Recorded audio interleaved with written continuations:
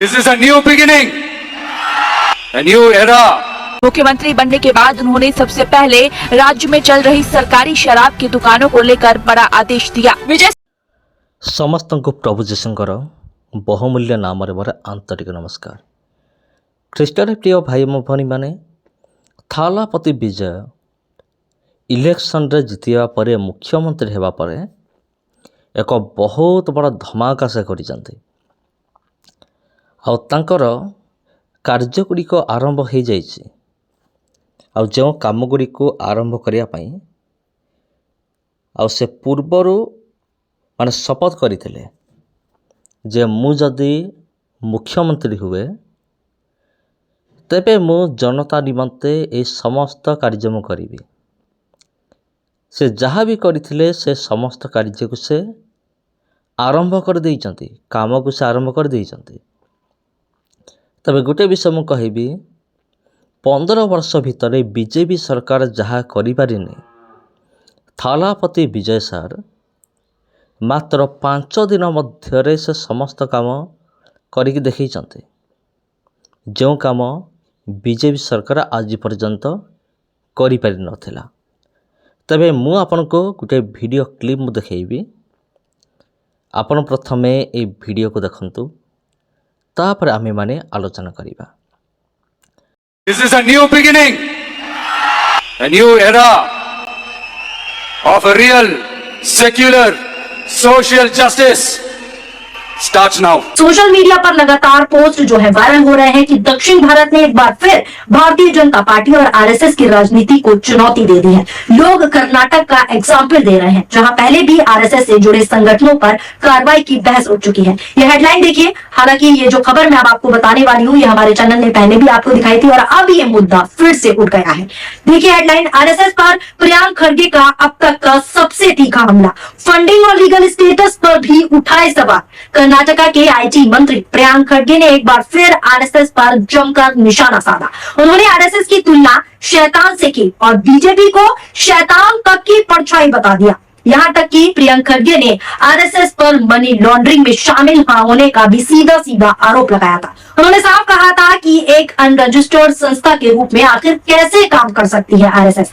उन्होंने साथ ही ये भी कहा था कि केंद्र में कांग्रेस की सरकार बनी तो आरएसएस को देश भर में बैन लगा दिया जाएगा, आरएसएस को बैन कर दिया जाएगा। ये बात खड़गे ने कही थी। वहीं बंगाल में भी आरएसएस से जुड़े कुछ स्कूलों पर कार्रवाई और जांच की खबरें पहले सुर्खियों में रह चुकी हैं, जिसकी जानकारी भी मैं आपको दे चुकी हूं। अब तमिलनाडु में सीएम विजय के बयान को उसी कड़ी से जो है मिलाकर, उसी कड़ी से जोड़कर देखा जा रहा है। सीएम विजय ने साफ कहा कि नया दौर सेक्युलर सोशल जस्टिस का होगा, यानी धर्म और नफरत की राजनीति नहीं चलेगी।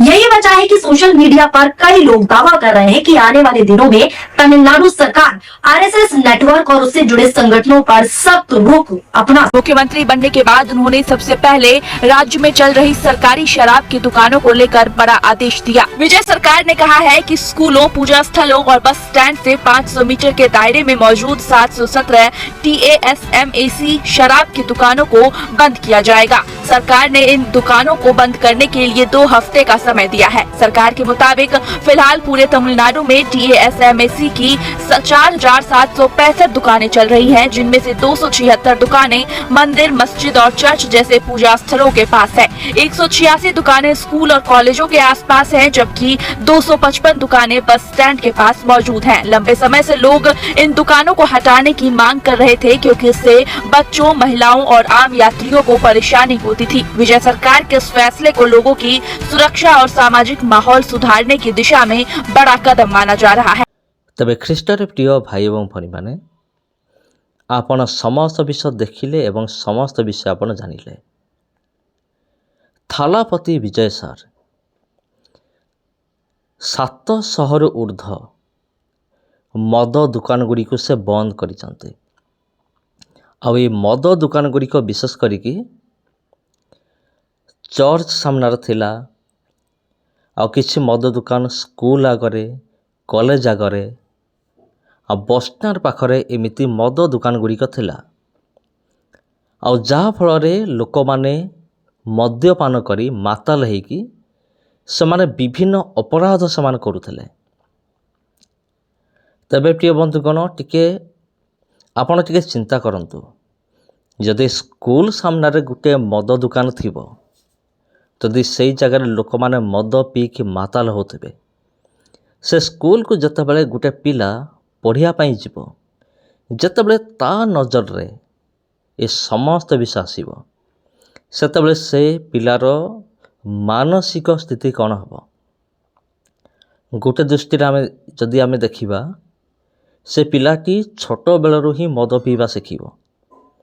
କାରଣ ସେମାନେ ତ ମଦ ପିଉଛନ୍ତି, ମୁଁ ବି ମଦ ପିଏ। ପିଲାମାନଙ୍କର ଭବିଷ୍ୟତକୁ ଉଜାଡ଼ିବାର ମୁଖ୍ୟ ଭୂମିକା କ'ଣ? ମଦ୍ୟପାନ। ଆଉ ସବୁଠାରୁ ବିଶେଷ କଥା ହେଉଛି ସ୍କୁଲ ସାମ୍ନାରେ ଯେଉଁ ମଦ ଦୋକାନ ଗୁଡ଼ିକ ଅଛି ବା ଥିଲା ତାମିଲନାଡୁରେ, ସେଥିପାଇଁ ବିଜୟ ସାରଙ୍କ ସରକାର ଆଉ ସେ ନିଷ୍ପତ୍ତି ନେଇଛନ୍ତି ମଦ ଦୋକାନ ଗୁଡ଼ିକ ବନ୍ଦ କରିବା ପାଇଁ ଏବଂ ଅଲରେଡ଼ି ଅନେକ ମଦ ଦୋକାନ ଗୁଡ଼ିକ ବନ୍ଦ ହୋଇସାରିଲାଣି। ଆଉ କଲେଜ ଆଗରେ ମଧ୍ୟ, ତା'ର ବସ୍ଷ୍ଟାଣ୍ଡ ପାଖରେ, ଚର୍ଚ୍ଚ ପାଖରେ, ମସଜିଦ ପାଖରେ ହେଉ କି ମନ୍ଦିର ପାଖରେ ହେଉ, ମାନେ ଯେଉଁ ମଦ ଦୋକାନ ଗୁଡ଼ିକ ରହିଥିଲା, ସେ ସମସ୍ତ ମଦ ଦୋକାନ ଗୁଡ଼ିକୁ ସରକାର ବନ୍ଦ କରିଦେଇଛନ୍ତି। ପୂର୍ବରୁ ଏହିସବୁ ମଦ ଦୋକାନ ଗୁଡ଼ିକୁ ବନ୍ଦ କରିବା ନିମନ୍ତେ ଲୋକମାନେ ଆନ୍ଦୋଳନ କରିଥିଲେ, ଆଉ ବର୍ତ୍ତମାନ ତାହା ସଫଳ ହୋଇଛି। ତେବେ ପ୍ରିୟ ବନ୍ଧୁଗଣ, ଏମିତି ଆମେ ଦେଖିବା ଜଣେ ଖ୍ରୀଷ୍ଟିଆନ ନେତା ସମସ୍ତ ଜନସାଧାରଣଙ୍କ ନିମନ୍ତେ ଯେଉଁ କାମ କରିଛନ୍ତି ତାକୁ ବିଜେପି ସରକାର ଏପର୍ଯ୍ୟନ୍ତ କରିନାହିଁ। ଥାଲାପତି ବିଜୟଙ୍କ ସରକାର ସେ ଘୋଷଣା କରିଥିଲେ, ମୁଁ ଯଦି ମୁଖ୍ୟମନ୍ତ୍ରୀ ହେବି, ପ୍ରତି ପରିବାରକୁ 200 ୟୁନିଟ୍ ବିଜୁଳି ମୁଁ ଫ୍ରିରେ ପ୍ରଦାନ କରିବି। ସେ ଯାହା କହିଥିଲେ କରିକି ଦେଖେଇଲେ। ସେ ମୁଖ୍ୟମନ୍ତ୍ରୀ ହେଉ ହେଉ ସେ ଘୋଷଣା କରିଦେଲେ ଯେ 200 ୟୁନିଟ୍ ବିଜୁଳି ଫ୍ରି। କିନ୍ତୁ ଅନ୍ୟ ପକ୍ଷରେ ଆପଣ ଦେଖନ୍ତୁ, ବିଜେପି ସରକାର ଇଲେକ୍ସନ୍ ପୂର୍ବରୁ ଘୋଷଣା କରିଥିଲେ, ମୁଁ 300 ୟୁନିଟ୍ ବିଜୁଳି ମୁଁ ଫ୍ରି କରିବି, କିନ୍ତୁ ଏ ପର୍ଯ୍ୟନ୍ତ କୌଣସି ଆକ୍ସନ୍ ହେଇନାହିଁ। ସେଇଥିପାଇଁ ତ ଲୋକମାନେ ସମସ୍ତେ ଥାଲାପତି ବିଜୟ ସାରଙ୍କୁ ସମସ୍ତେ ପସନ୍ଦ କଲେ, ତାଙ୍କର କାମକୁ ପସନ୍ଦ କଲେ। ତେବେ ଏ ସମସ୍ତ ବିଷୟକୁ ନେଇକି ଆପଣଙ୍କ ପ୍ରତିକ୍ରିୟା କ'ଣ? କମେଣ୍ଟ କରିକି ନିଶ୍ଚିତ ଭାବରେ ଜଣାନ୍ତୁ। ତେବେ ଖ୍ରୀଷ୍ଟରେ ପ୍ରିୟ ଭାଇ ଏବଂ ଭଉଣୀମାନେ, ଆଜିର ଭିଡ଼ିଓକୁ ଆମେ ଏଇଠି ରଖିବା। ଯଦି ଏଇ ଭିଡ଼ିଓ ଆପଣଙ୍କୁ ଭଲ ଲାଗିଥାଏ, ଭିଡ଼ିଓକୁ ସେୟାର କରନ୍ତୁ, ଚ୍ୟାନେଲକୁ ସବସ୍କ୍ରାଇବ୍ କରନ୍ତୁ। ପୁଣି ଭେଟ ହେବ ଆପଣଙ୍କ ସହିତ ଆଉ ଗୋଟେ ଭିଡ଼ିଓରେ, ଆଉ ଗୋଟେ ଅଧ୍ୟାୟରେ। ନମସ୍କାର।